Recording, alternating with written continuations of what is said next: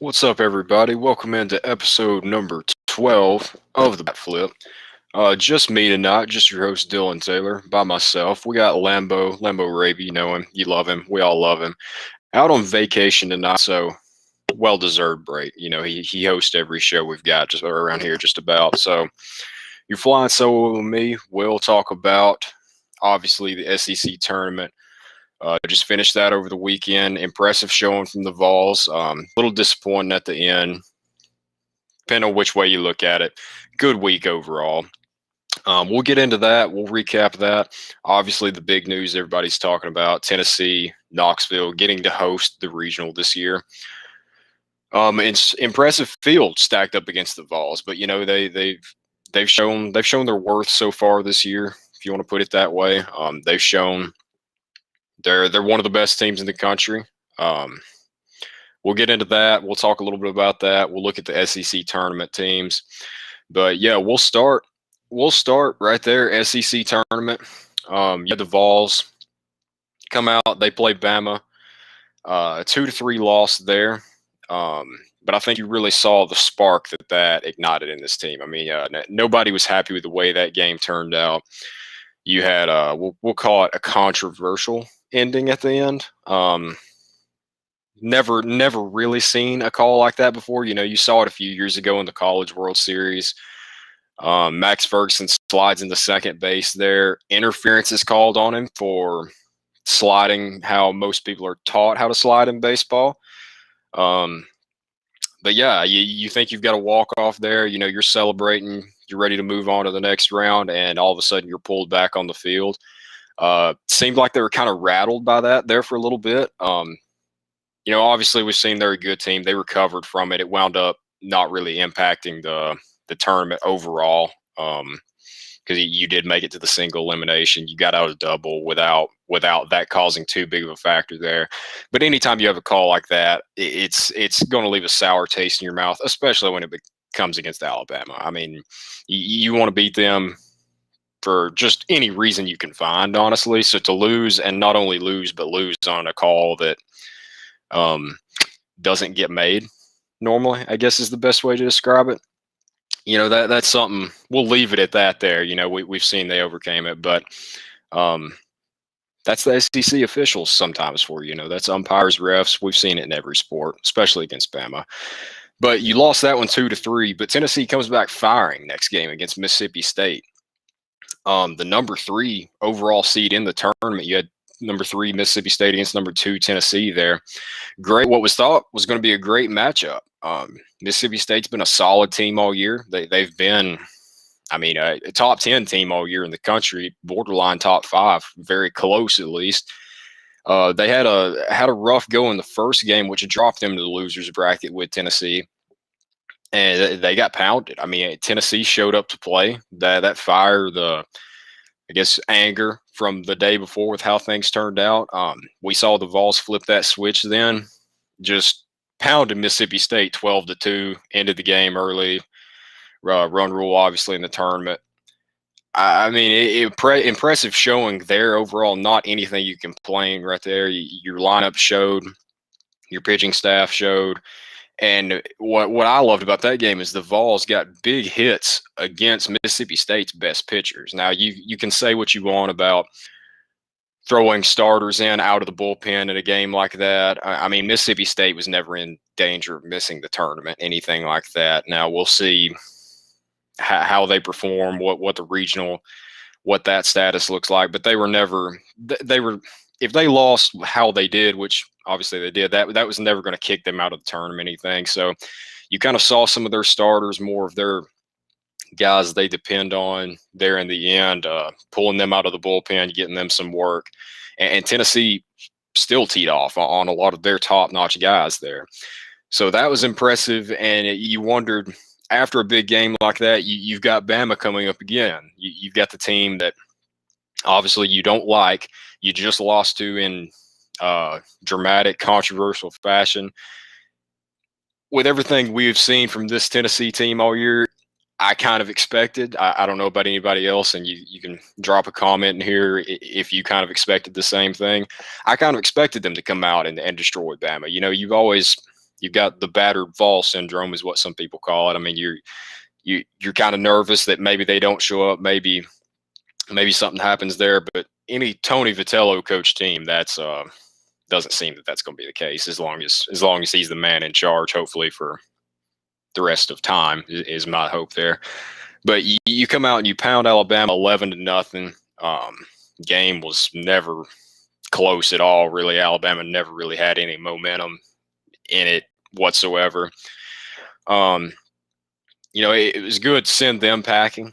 I mean, Alabama, not to discredit them, they've got good players. They're a decent team, but they're not in the same league as the Tennessee, Arkansas, Vanderbilt before the tournament, Mississippi State. They just weren't in that upper division all year, but solid team. So to go out there, put the emotions from the first game aside, kind of calm down from the offensive explosion you had the day before and still be able to do it again. Just really impressive there. That sets you up with a showdown with Florida. This one made me kind of nervous just because Florida's a very good team. And you're pitching, you've played 3 games in a row like that. You kind of wonder who you can lean on there. We saw Tony Vitello. We saw the Vols go with Camden Sewell, a guy who's mainly been used out of the bullpen. I know he started a few midweek games all year. A guy that on our previous episodes, I was really looking forward to seeing him get some more work. I think he's a junior. You think he's going to come back next year, obviously. If he's putting on a performance like that, he's going to have an increased role next year, almost assuredly. So kind of nervous because you haven't really seen him in that scenario before. But I mean, my goodness, if we normally do MVPs on this show, who stood out, who impressed. Mine, I think the discussion ends there right with Camden Sewell. I mean, he pitched 6 innings, 2 hits, 6 strikeouts, didn't allow a run against, like I said, a Florida team that I think could make some noise in the NCAA tournament. They're a traditional power. I mean, Florida's always kind of there. The preseason #1 team in the country. Now, overranked a little bit. It hasn't really panned out that way for them, but they were in the SEC East hunt until the end of the year. So, I mean, definitely a solid team. You see Camden Sewell's going to start right before the game, and you're like, is this going to be a bullpen heavy day? You've seen in the MLB with guys like, I know the Rays a couple years ago starting an opener, then getting into the bullpen. Kind of figured it would be that. But, I mean, Camden Sewell comes out and is dominating. I mean, he 2 hits the whole 6 innings he was in there. Why take him out? If he's performing like that, never really looked like he was in trouble either against a good Florida lineup. It's kind of one of those quiet domination you hear about. 6 strikeouts in 6 innings. That's not going to blow anybody away really, but I mean, it's efficiency. So I was very impressed with Camden Sewell. Love the way he pitches too. He's just pitch, get back on the mound. There's no walking around, compose yourself, anything like that. His best way of going about it is just get right on the mound, and his next pitch, he's ready to go.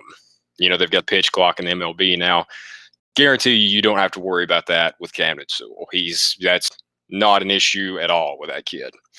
So you beat Florida 4-0. That sets you up with the matchup that everybody anticipated. Ever since that weekend in Knoxville towards the end of the year when you had the Razorbacks and one run decided that series pretty much. You showed that you belong in that upper division of college baseball in the upper echelon. You had that rematch. We kind of wanted to see it. I wanted to see us play Arkansas again. Some people wanted Vandy, but as Arkansas and Ole Miss were playing, I see some people that wanted Ole Miss to beat Arkansas, and that would set up our matchup. And I get that. Like, Ole Miss is a good team too, not taking anything away from them. But I kind of want to beat the best. I mean, a win against Ole Miss, yeah, you win the tournament. That's nice, everything. To me, though, in the grand scheme, yeah, you want to win the tournament, but that's not. If you lose that game, if Tennessee did a Mississippi State, lost the first 2 games. It's fun. It's a good environment in Hoover, but it wasn't really going to impact this team much. You thought you would probably already be hosting a regional, which you've since found out you are. So my way of looking at it is you're there, Arkansas is there, go ahead and play again. Like if you lose, that's not going to hurt you in any way. To me, maybe it fires up the boys even more. Maybe Tony Vitello, which he came out and said it wasn't a fun bus ride home for him at all. Which, I mean, you've got to figure with the fireworks you saw earlier this year between the two teams after the game with Van Horn. That's a game. That's a game, and that's a team that Tony Vitello, he's not going to rest until he beats Arkansas and proves that he's got the better team on the field. He managed the game better. You can just tell with how he's brought this program along in the last few years, how this team's playing. You can tell that that's going to be something that's going to weigh on him until he does it. So you've got the opportunity there. Yeah, obviously you fall to Arkansas 7-2. I mean, obviously, I hosted Tennessee baseball. Me and Landon talk about this. I've said Arkansas is the best team in the country for the last, I don't know, couple months now. I mean, ever since us and Vandy played, I thought Arkansas was still a rung above us, and they've proven it. I mean, you don't like saying it. You've seen the season Tennessee's had so far. Yeah, we're one of the best teams in the country, but until anybody knocks off Arkansas right now, I mean, they've done everything to deserve it so far. That's why personally I want to play them again. I'd play them again this opening round if the fans decided to match up. But I mean, you lost 7-2 there. Tough way to lose it. But I mean, Arkansas secures the regular season and tournament championship. I think they were the most complete team throughout the year. So congrats to Arkansas. Hope we see them again, because nothing would make me happier than to beat them in Omaha. Them and Vandy too. Vandy, I'm looking at you. If Vandy can make it, there's my one shot at Vandy for the day. But now you move on this weekend on Sunday. You have Monday, Sunday or Monday, can't remember. You have the regional selection show, the NCAA tournament selection show. Tennessee awarded the number 3 national seed. Arkansas number 1. You had Vandy in the mix as well. Tennessee, Texas. But Tennessee secures the number 3 national seed. Means we also normally if you're in the top 16 there, you're going to host a regional. So you've got the Knoxville regional coming up this weekend. Tennessee's first time getting to host one of those since 2005. I mean, I was in kindergarten then. I don't remember that, honestly. So just shows 16 years later where Vitello's got this program in only 4 years since he's taken over. I mean, you've got last year where, honestly, I think you're probably hosting a regional last year too with the team you had. The team you've seen guys right now that are stepping up. Plus, you toss guys in like Garrett Crochet. I don't think there would have been any doubt. So, honestly, you could say it could be 2 years in a row where you don't know what happened last year. I mean, you know what happened? Nothing happened, unfortunately, with everything getting shut down after 18 games roughly. But this year, you've got the Knoxville regional coming up this weekend. Tennessee with a tough draw. I mean, I mentioned it opening up the show. You've got Tennessee's the number 1 seed, Duke, the ACC tournament championship or ACC tournament champions coming right off that this weekend. The number 2 seed sitting at 32-20. Pretty solid team there. Obviously, they're hot right now. I don't think they were the best team in the ACC all year, but they're hot at the right time. So, honestly, that's all it takes. I mean, they get a tournament championship now. Number 3, you've got Liberty, 39-14 on the year. I know the 11.7 college baseball, their rankings. I know they've had Liberty. I've been watching their mid-major rankings all the year. I go to MTSU, so. You've got the Blue Raiders. You've got Charlotte in the mix as well, Louisiana Tech. So I've kind of been watching those rankings all year, and Liberty's been at the top or not at the top, close to the top for a while now.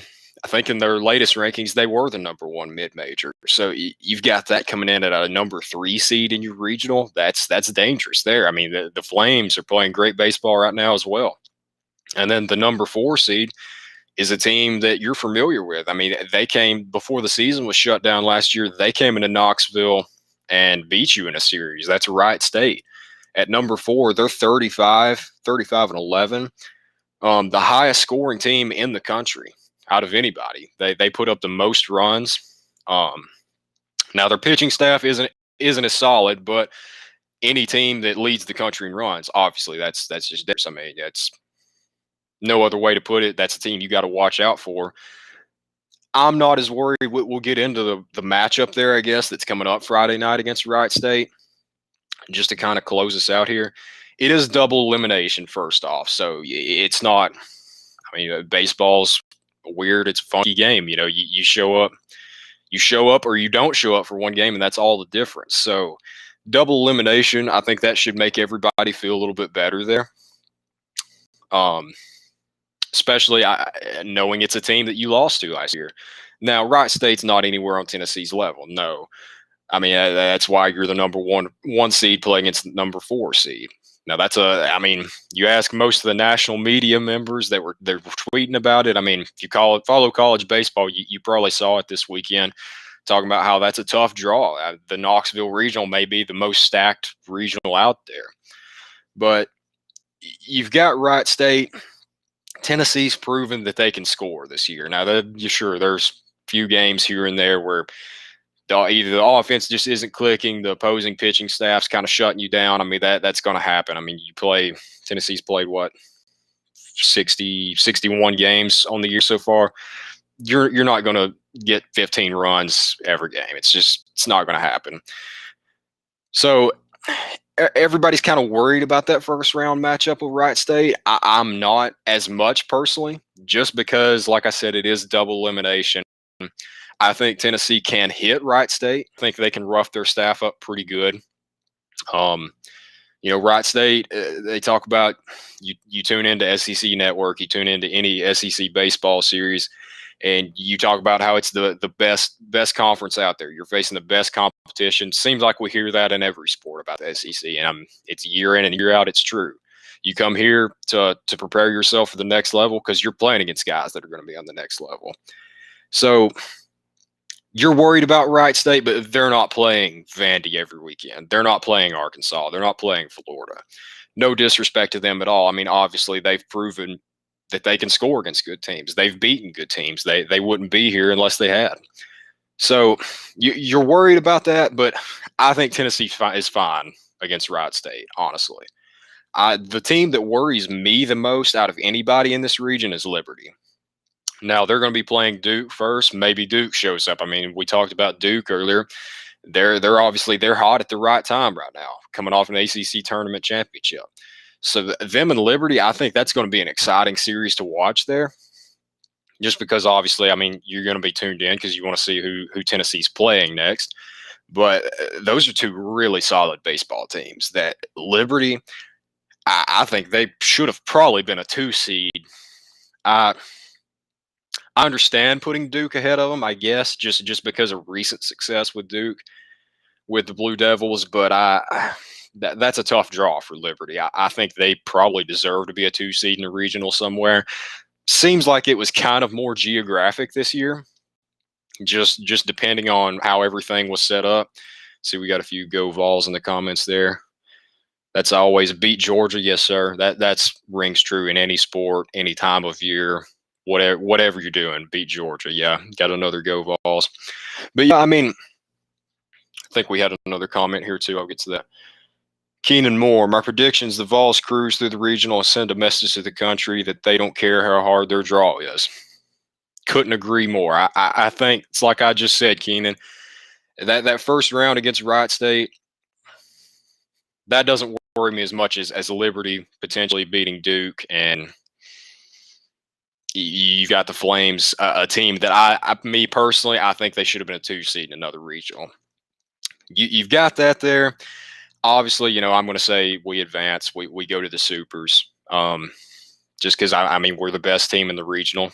It's odd. We've talked about it before on the show. It's odd to have the team that's the best team and should win games, with not just baseball specifically, but honestly, I mean, football, basketball, more success recently in basketball. It's just odd for me as a Tennessee fan, just because I I wasn't alive for the success of the 90s with football, everything like that. So it's weird to have a feeling of rooting for Tennessee being the best team, knowing you're the best team. Now you got to go prove it. That's why that makes me a little bit nervous, just because I'm used to, you know, baseball, not as much baseball, football, basketball games throughout the years that maybe you're the better team, you lose in heartbreaking fashion. You're not the better team, but you come out to play and you still lose somehow on a rough call, whatever it is, tough play at the end.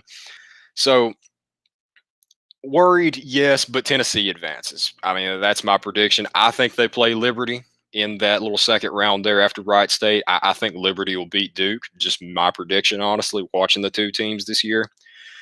So I think the Vols get the Super. I won't say no problem, but I think they'll show up to play. Hope I don't jinx them by saying this, but I don't think they fight all year, play as well all year. You've got increased capacity in Dillon now, increased seating, hopefully more permanent, and more money going to Tony V here later. We'll get to that when it comes, though. But I don't think you do that all year and just not show up. Not with the kind of personalities and guys and the coach on this team. I just don't see that happening, honestly. Now, like I said, it's baseball. You got to show up every day or you'll get beat. But we've got a couple comments. I think Vols go to the World Series. Yeah, I agree. I think they get through this. Like I was just saying, I think they get through Supers. It wouldn't bother me. Tennessee won the whole championship in baseball this year. But in football, if you could just beat Georgia, it would really make my day. Hey, man. Hey, I want to beat Georgia State first. Hey, hand up. That's get me that first. Let's beat Pittsburgh. Let's beat Bowling Green. Sure, I want to beat Georgia, Florida, Alabama, Vandy, which isn't. There's my second Vandy shot of the show. Not much of a contest there. Anyway, back to baseball, though. Yeah, I agree. I think you'll see the Vols in Omaha this year. They get to Supers. They're paired up with the Eugene Regional. You've got Oregon and LSU as the top two teams there. Honestly, I kind of hope LSU advances there, just so Paul Maneri has to come to Knoxville again one more time. I know most of the legends of Lindsey Nelson. I know most of those guys have gone home for the summer now. There's not as many there, even though there's more fans, increased capacity. Hope some of the guys make the trip back to Knoxville just for Paul Maneri coming into town after his comments. He's retiring now, of course, leaving open one of the premier jobs in college baseball now at LSU.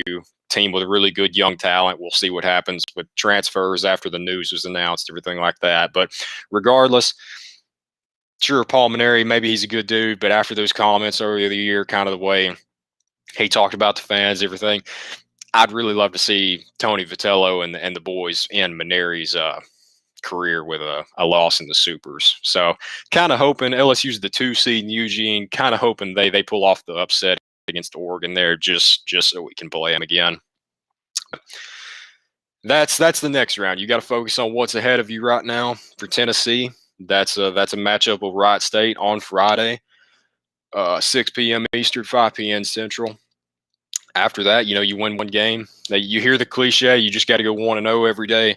I think in the College World Series and college baseball specifically, that statement rings more true than ever. You've got to do that every day, because if not, you will get sent home by a team that everybody sees Tennessee versus Wright State there. They see Tennessee versus Liberty, and you automatically assume the higher seed, whether you look at it seeding wise. You look at it, SEC team, they should advance there. College baseball, show up, or Tennessee will go home. But don't see that happening. Obviously, we've had the predictions. They go to World Series. They get to Omaha. Yeah, I think they do too, personally. I think this team's built to, you could say built to last, but yeah, I think they're built for success. Tony Vitello's got us headed that way. He said I can't remember the exact quote the other day. I think he said the Vols are here now. So very excited about that. Ready to get going. Friday night, 6 p.m. Eastern. If you're able to be in Knoxville, please be there. Support the boys. But that's all I've got for tonight. We'll see y'all next week. Hopefully Tuesday again or hopefully Monday again next week. Don't have Memorial Day, but thanks for tuning in with me. Thanks for the questions. Thanks for the comments. And this has been the Bat Flip episode 12. We'll see y'all next week. Go Vols.